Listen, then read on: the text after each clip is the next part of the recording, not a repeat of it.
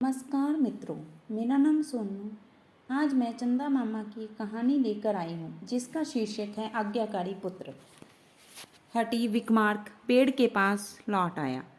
पेड़ पर से शव उतारकर कंधे पर डाल सदा की भांति चुपचाप शमशान की ओर चलने लगा। तब शम में स्थित बेताल ने कहा, राजन, हो सकता है कि आप किसी ऊंचे आदर्श के हेतु यूं श्रम उठा रहे हों, पर उन आदर्शों का पालन करने की समर्थ भी होनी चाहिए, वरना अपने पिता की आज्ञा का पालन ना कर पा सकने वाले शेखर की भांति आप भी सर्वनाश को प्राप्त होंगे।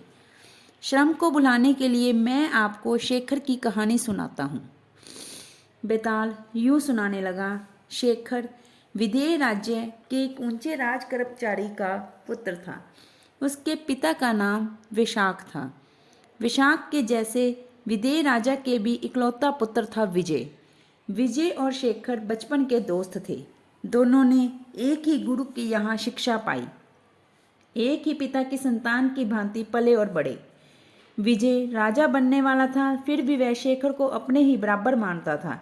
शेखर के पिता की मृत्यु जब निकट आई, तब उसने अपने पुत्र को गुप्त रूप से निकट बुलाकर समझाया, बेटा, यदि तुम अपने पिता का ऋण चुकाना चाहते हो तो मेरी एक इच्छा की पूर्ति करनी होगी। क्या तुम इस बात का वचन दे सकते हो? पिताजी, मैं जरूर आपकी इच्छा की पूर्ति करूंगा। जो अपने पिता की आज्ञा का पालन नहीं करता वह सच्चा पुत्र नहीं कहलाता। बताइए, आपकी कैसी इच्छा है? शेखर ने पूछा। तुम विदेह के राजवंश का अंत कर दो, विशाख ने कहा। पिताजी, आप यह क्या कह रहे हैं? आखिर इसके पीछे कोई कारण भी तो हो, शेखर ने पूछा। विदेह राजा भले ही मेरे मालिक हों, पर उन्होंने एक बार भरी सभा में मेरा अपमान किया है। इसलिए इस राजवंश के समाप्त होने पर ही मेरी आत्मा को शांति मिल सकती है। अगर तुम अपने वादे के पक्के हो तो मेरी अंतिम इच्छा की पूर्ति करो। तुम्हारे कसम खाने पर ही मैं निश्चिंत मर सकता हूँ। विशाख ने अपना दृढ़ निश्चय सुनाया। शेखर ने अपने पिता की अंतिम इच्छा की पूर्ति करने की कसम खाई। तब विशाख ने अपने प्राण त्याग दिए। अपने पिता की मृत्यु के बाद शेखर को राज दरबार में उसकी नौकरी मिली। करीब करीब उसी समय विदेह राजा ने अपने पुत्र विजय को गद्दी पर बिठाया। अब शेखर विजय के अधीन एक नौकर था। फिर भी विजय शिकार खेलने, टहलने या और किसी काम से कहीं जाता तो शेखर को अपने साथ ले जाता था। दरबार से बाहर आने पर भी वे दोनों मालिक और नौकर की तरह नहीं, बल्कि गहरे दोस्तों के जैसे व्यवहार करते थे।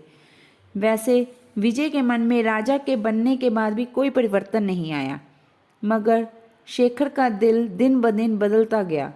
उसने अपने पिता को जो वचन दिया था उसका पालन करना हो तो उसे राजवंश का अंत करना होगा।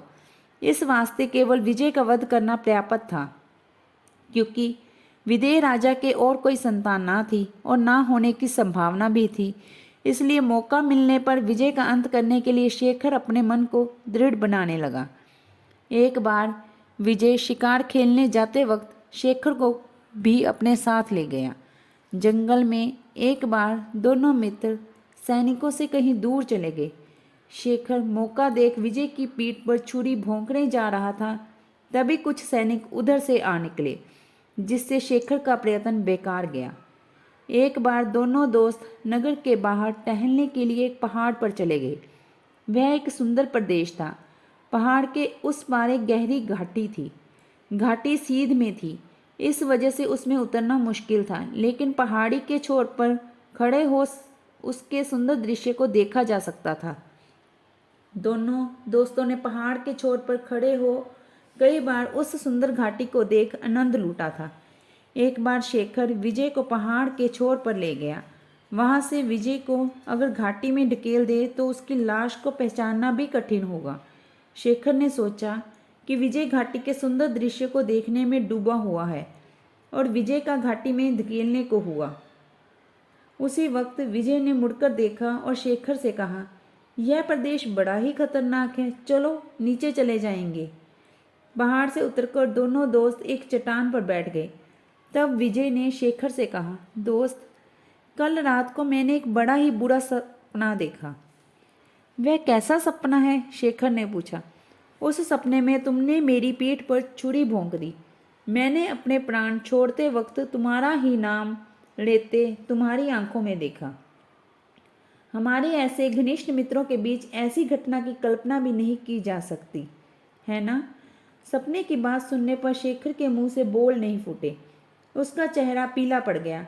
उसे भांपकर विजय ने शेखर से पूछा, तुम इधर कुछ दिनों से मेरा वध करने की सोच रहे हो। बताओ, मेरे द्वारा तुम्हारे प्रति कौन सा अन्याय या अत्याचार हुआ है? सच सच बतला दो। शेखर ने अपने पिता की अंतिम इच्छा कह सुनाई।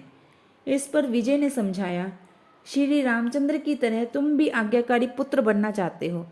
यह बात प्रशंसनीय है, इसलिए तुम मुझे अपनी छुरी से मारकर अपने पिता के ऋण से मुक्त हो जाओ। विजय के मुंह से ये बातें निकलते ही शेखर ने अपनी छुरी निकाली। उसी क्षण विजय ने अपनी तलवार खींचकर उसका सामना किया। इसे देख शेखर अचरज में आ गया। विजय मुस्कुराकर बोला, शेखर, बात यह है कि तुम मुझे यूं ही मार डालोगे तो तुम्हें हत्या का पाप लगेगा और मुझे नरक प्राप्त होगा। दोनों अगर वीरों की तरह लड़कर मरेंगे तो हमें वीर स्वर्ग प्राप्त होगा। इसके बाद दोनों ने खड़क युद्ध किया। विजय के सामने शेखर ठहर न पाया। उसके हाथ की तलवार छूटकर दूर जा गिरी। एक ही धक्के में शेखर को नीचे गिराकर विजय ने कहा, तुम अपने पिता की आज्ञा का पालन ना कर पाए, इसलिए वीर स्वर्ग को पालो। ये शब्द कहते विजय ने एक ही बार में शेखर का सर काट डाला। बेताल ने यहाँ तक कहानी सुनाकर कहा, राजन, विजय के द्वारा अपने घनिष्ठ मित्र का वध करना क्या अन्याय नहीं है? शेखर वैसे साधारण हत्यारा नहीं, उसने एक आदर्श के वास्ते विजय का वध करना चाहा। इसलिए ऐसे व्यक्ति को कारागार में बंदी बनाया जा सकता था। मगर विजय ने उसे क्यों मार डाला?